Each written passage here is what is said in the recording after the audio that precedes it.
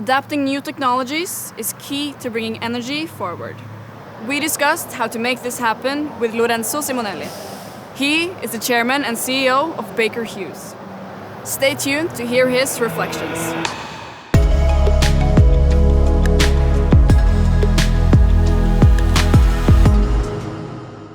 Lorenzo Simonelli, welcome to ONS Digital 2020. It's a great pleasure to see you. It's great to be with you, and even during this time, I'm glad that ONS is going ahead, and very privileged to be with you during this virtual session. Thank you. I think we just jump right into it. I mean, we're in the midst of a volatile macroeconomic picture with the COVID-19, but also with very volatile energy prices. How do you see that us working against this dual challenge of securing more energy, more electricity, but at the same time taking care of the emission side of this?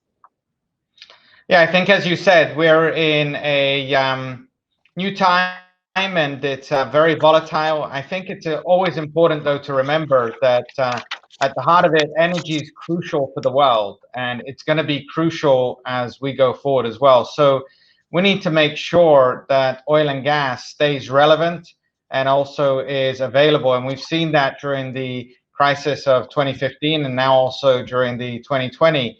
From an energy mix perspective, oil and gas is going to be important. And many people see that energy demand is going to be increasing over time. So we've got to ensure that we can provide that fuel for the future, but also make sure that we continue to focus on the decarbonization and really the emissions aspect. And we can do that through technology. And I think really technology is the answer that is going to enable us to meet the dual challenge of providing more energy to the world, as well as providing it in a safe, reliable, efficient, environmentally friendly fashion. And we at Baker Hughes, take pride in being able to say that we're an energy technology company. And what that means is really we provide products, services, capabilities to enable the energy transition, and that's with technology. So I see this as just actually an acceleration of the energy transition during the pandemic that we've experienced this year. And we're working hard on the technology that's going to be enabling us to really meet the dual challenge as we go forward. You mentioned decarbonization, and I see that as a common challenge that we have globally. And looking back on the last months, we've seen that cross-border collaboration has been essential to solving that kind of problems with the pandemic. But if you look at industry and collaboration, where do you see the greatest, where are we good at collaborating, and where do you see improvements going forward? So I think that the industry as a whole has benefited over the course of the last decade at increasing its collaboration and also identifying common areas where we need a common outcome. And so as you look at the offshore industry, it's very important that it remains competitive, and collaboration is the way in which you can do that. If you look at the offering that we have from our Subsea Connect, it's really tailored towards making sure that the economics of offshore make sense, but then also that we find ways in which to also reduce the carbon footprint through technology. I think without doubt, if you look at OPEX and TOTEX, we've got to make sure that both from a capital investment perspective as well as the operating expenses, that we work with our partners really to reduce the amount of capital outlay. And that's done by standardization. It's done by working on new technologies. It's done by remote operations. And I think there's an opportunity as we go forward, especially with the competitiveness aspect and productivity being so important, that collaboration is increased. And I think customers are more open to actually seeing the solutions and capabilities that we have, willing to look at standardization, willing to look at new areas of additive manufacturing, willing to look at data and utilization of digital tools. And that collaboration is what's going to enable us to remain competitive and relevant from an offshore perspective. So that's we've got a number of examples with our customers, also with Equinor, where really it's working together to get the best outcome for the industry going forward. I think I read that one of your slogans is like taking energy forward by embracing new technology. And if you look at the energy transition, each company has taken different role and different strategy. What would you say that Baker Hughes' position are on the energy transition, and has it changed over the last years? So we've actually been looking at energy transition for some time, and as I mentioned, we look at ourselves as an energy technology company, and we made a statement back at the start of 2019 that we would be focused on emissions, and that we would be reducing our carbon emissions by 50% by 2030 and be carbon net zero by 2050. And it really starts by making sure that you have good product companies that are focused on the areas of reducing the carbon footprint, that you have leading technology, and that you're looking at the future of energy transition with the standpoint of new technologies. If you break it down, there's a number of elements. We're committed to reducing the emissions that take place from flaring, so reducing the aspect of flaring, reducing methane that's out there in the air. And those things are capabilities we have today. And we're working with customers such as BP, such as Equinor, to make sure that those capabilities are out there. But then you take it a level further, and it's also in relation to the fuel mix as it changes. And if you think about hydrogen, you think of carbon capture and the sequestration, you think of utilizing also CO2 from an enhanced oil recovery. These are capabilities that we can look at, and also we can create an ecosystem that then applies technology and digitization to help that energy transition going forward.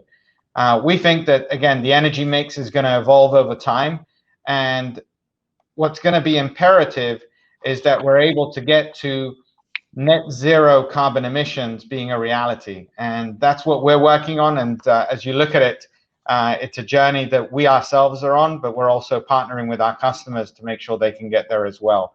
And it will require technology and continued investment by us and by them. Mm-hmm. And speaking of technology, I mean, you've got a strong link to the offshore oil and gas industry, and you had that for a long time. Where do you see the biggest potential of advancing together going forward after today? So I think actually, if you look at what's happened over the course of 2020 with the pandemic, it's really accelerated the use of remote operations.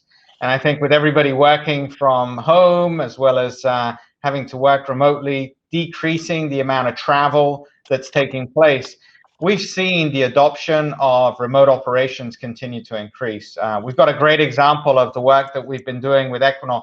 And I'd say Equinor has been a leader in really driving remote operations, but that's the wave of the future.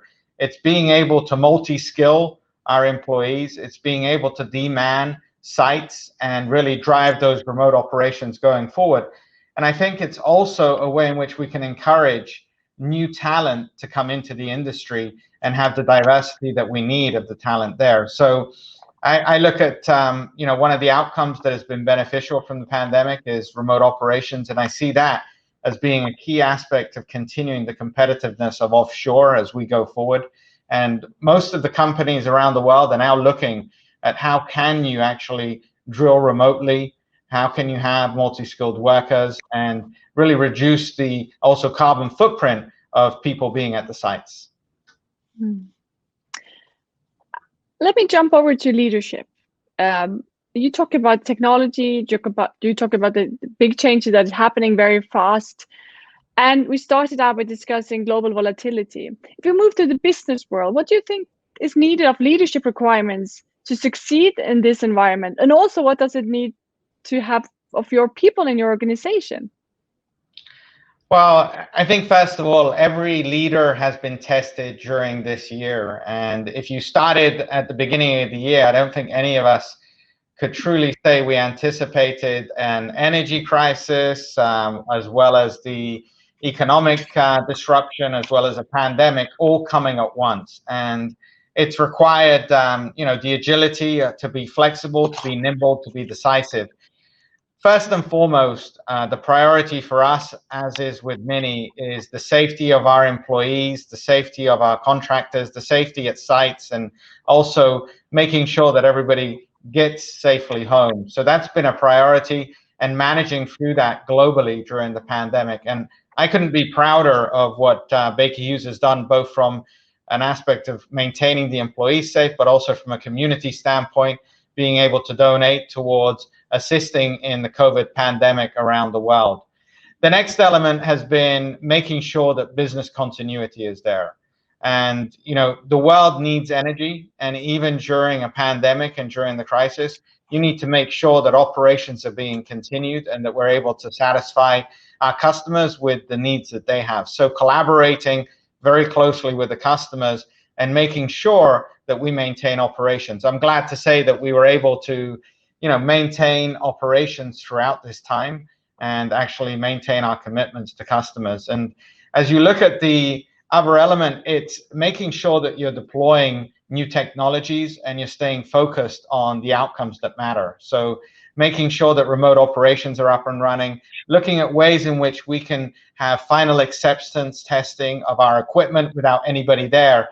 And so we've had to think out of the box as we're going through the business continuity.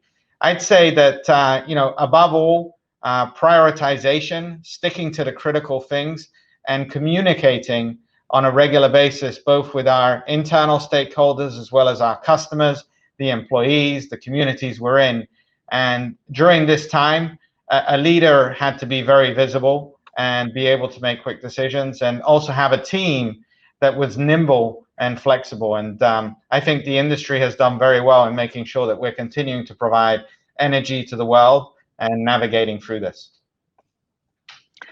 Thank you. I hear you saying that the world needs technology, and technology will be core of how the energy future will develop. Thank you very much, Mr. Simonelli, for your time. It's a great pleasure to have you with us. Thank you. Thank you very much. Good to see you.